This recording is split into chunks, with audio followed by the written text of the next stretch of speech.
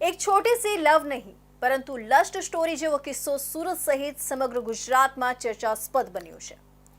13 વર્ષના વિદ્યાર્થીને ભગાવી ગયેલી શિક્ષિકા અને વિદ્યાર્થી ઝડપાયા બાદ રોજ નવા ખુલાસા થઈ રહ્યા છે।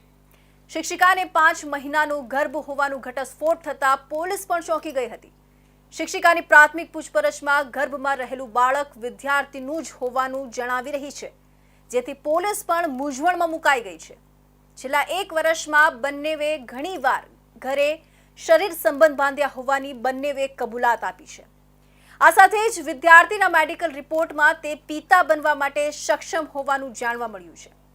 શિક્ષિકા ગર્ભવતી હોવાનું જાણ્યા બાદ જ સમાજ નહીં સ્વીકારે એવું માની બંનેવે ભાગી જવાનો પ્લાન બનાવ્યો હોવાની શક્યતા છે। હાલ તો પોલીસ દ્વારા ડીએનએ કરાવી તપાસ કરવામાં આવશે। સુરતના પૂણા વિસ્તારમાં રહેતા કરિયાણાના દુકાનદારના 5મા ધોરણમાં અભ્યાસ કરતા 13 વર્ષીય વિદ્યાર્થીને તેની 23 વર્ષીય ટ્યુશન કમ સ્કૂલ શિક્ષિકા માનસી 25 એપ્રિલે બપોરે 2 વાગે ભગાવી જવાની ઘટના શહેરમાં ચકચારી બની છે।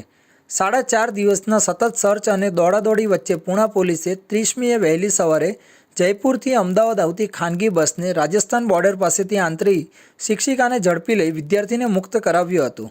પોલીસની તપાસમાં બંને વચ્ચે છેલ્લા 1 વર્ષથી પ્રેમ સંબંધ હોવાનું બહાર આવ્યું હતું। 23 વર્ષીય શિક્ષિકા જે 13 વર્ષીય વિદ્યાર્થીને ભગાડી ગઈ હતી તેની સાથે પ્રેમ સંબંધ અને તેની સાથે શરીર સંબંધ પણ બાંધ્યા હોવાનું બહાર આવતા મામલો ગંભીર બન્યો હતો। શિક્ષિકા વિરુદ્ધ પહેલાં જ સગીરના અપહરણને લઈ બીએનએસ કલમ 137(2) અંતર્ગત ગુનો નોંધાઈ ચૂક્યો છે।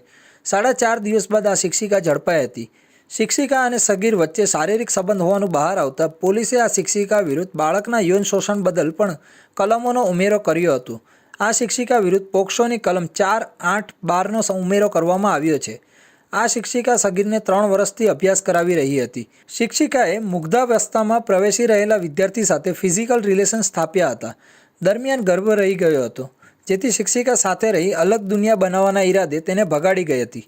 સુરતથી ભાગીને વડોદરાના ગેસ્ટ હાઉસમાં રાત્રિ રોકાણ દરમિયાન શિક્ષિકાએ તેની સાથે શારીરિક સંબંધ બાંધ્યા હતા। પોલીસે શિક્ષિકાના 1 દિવસના રિમાન્ડ મેળવ્યા છે, જેથી પૂણા પોલીસ આ હોટેલ ખાતે તપાસ અર્થે જશે। ત્યાંના સીસીટીવી સહિતના પુરાવાઓ એકત્ર કરવામાં આવશે।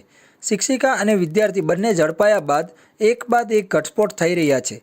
પહેલાં વિદ્યાર્થીની ઉંમર 11 વર્ષ જણાવવામાં આવી હતી, જોકે પોલીસ તપાસમાં વિદ્યાર્થીની ઉંમર 13 વર્ષથી વધુ હોવાનું સામે આવ્યું હતું।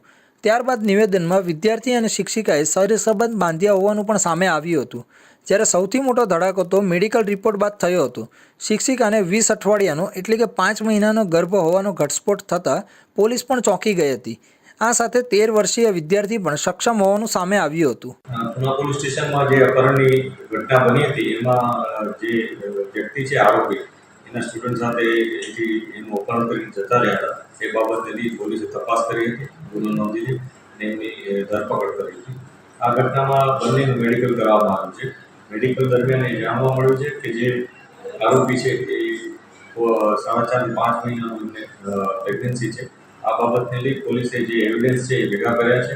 ઉપરાંત આ પ્રેગ્નન્સી માટેનું જે અમારે જે કાર્યવાહી કરવાની હોય છે એ પણ કરી છે। જે આરોપી છે એની બીજું રીતના પણ જે મેડિકલ કરાવવાનું એ પણ કરાવ્યું છે અને આને સંબંધિત જે પણ એવિડન્સ છે બધા ભેગા કરે છે। તમામ બાબતે એકવાર વેરિફિકેશન ચોક્કસ કરવામાં આવશે, કોણ પિતા છે અથવા એના બાયોલોજિકલ ફાધર માટેનું, અને આ ઉપરાંત આ ઘટનામાં આ લોકો સિવાય અન્ય કોઈ સામેલ છે કે એની પણ તપાસ ચાલુ છે। પોલીસે ગર્ભ કોના થકી છે એ અંગે પૂછપરછ કરતા માનસીએ જણાવ્યું હતું કે દુકાનદારનો પુત્ર અને 13 વર્ષીય વિદ્યાર્થી છેલ્લા 1 વર્ષથી તેની પાસે એકલો જ ભણતો હતો। આથી તેઓ અવારનવાર એકાંત માણતા હતા, તેને લીધે જ તે ગર્ભવતી થઈ છે। ગર્ભમાં રહેલું બાળક વિદ્યાર્થીનું હોવાનું શિક્ષિકા કહી રહી છે। જોકે પોલીસ ગર્ભમાં રહેલ બાળક અને વિદ્યાર્થીનો ડીએનએ ટેસ્ટ કરાવશે।